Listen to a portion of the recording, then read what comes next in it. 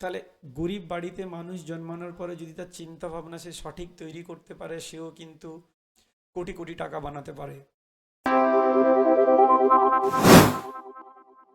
প্রশ্ন হলো, আমরা পূর্বজন্মের যে দেখে আসা যে বংশ পরম্পরায় যেটা আমরা অ্যাবজর্ব করেছি, সেটাকে আমরা ছাড়তে পারছি না। যে সেই পরিস্থিতিকে পরিবর্তন করার জন্য যা যা করতে হবে সেগুলো আমরা করার জন্য নিজেদেরকে সিদ্ধান্ত নিচ্ছি না। তাহলে আমরা আমাদের সিদ্ধান্তের মাধ্যমে ফিনান্সিয়ালি আজাদি আমরা আনতে পারি। ফিনান্সিয়ালি আজাদি কখন আসবে? যদি আমার ব্যাংকে মনে করুন 1 কোটি টাকা থাকে, সেই 1 কোটি টাকা পোস্ট অফিসে বা ব্যাংকে রাখলে প্রতি মাসে 50,000 টাকা দেবে।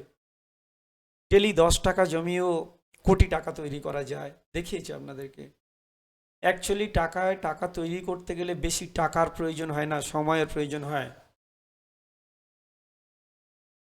একটা ইঁদুরও জানে তার গর্তের কিন্তু 1-এর অধিক মুখ রেখেছে, কারণ কোনো কারণে যদি ওই একটা গর্ত দিয়ে সাপ ঢুকে যায়, তাহলে সে অন্য মুখ দিয়ে বেরোতে পারে।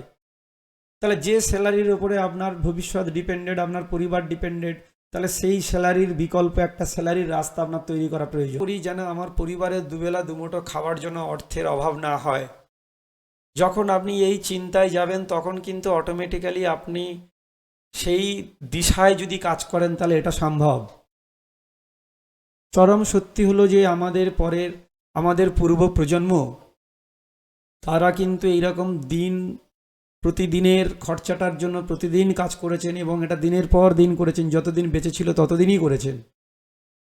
1 পুরুষ 2 পুরুষ 3 পুরুষ আপনি খোঁজ নিয়ে দেখবেন, প্রায় সাধারণত প্রত্যেকটা বাড়িতে আমরা একই দৃশ্য দেখব।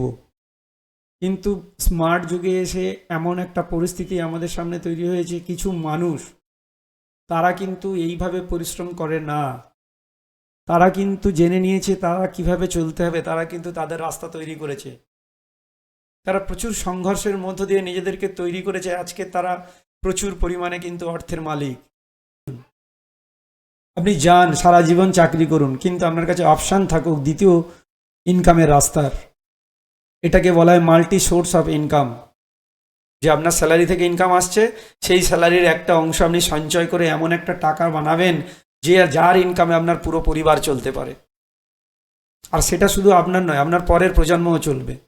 তাহলে সেই অর্থরাশি কত, সেটাকে আপনাকে আগে ডিফাইন করতে হবে, সেটাকে নির্দিষ্ট করতে হবে যে আপনার পরিবার চলার জন্য মাসে কত লাখ টাকার প্রয়োজন। তাহলে আপনার যদি 1 লাখ টাকার প্রয়োজন হয় পার মান্থ, তাহলে আপনি 2 কোটি ব্যাংকে রেখে দিন, ব্যাংক থেকে আপনাকে প্রতি মাসে 1 লাখ টাকা দেবে। তাহলে 2 কোটি আপনি পাবেন কোথায়?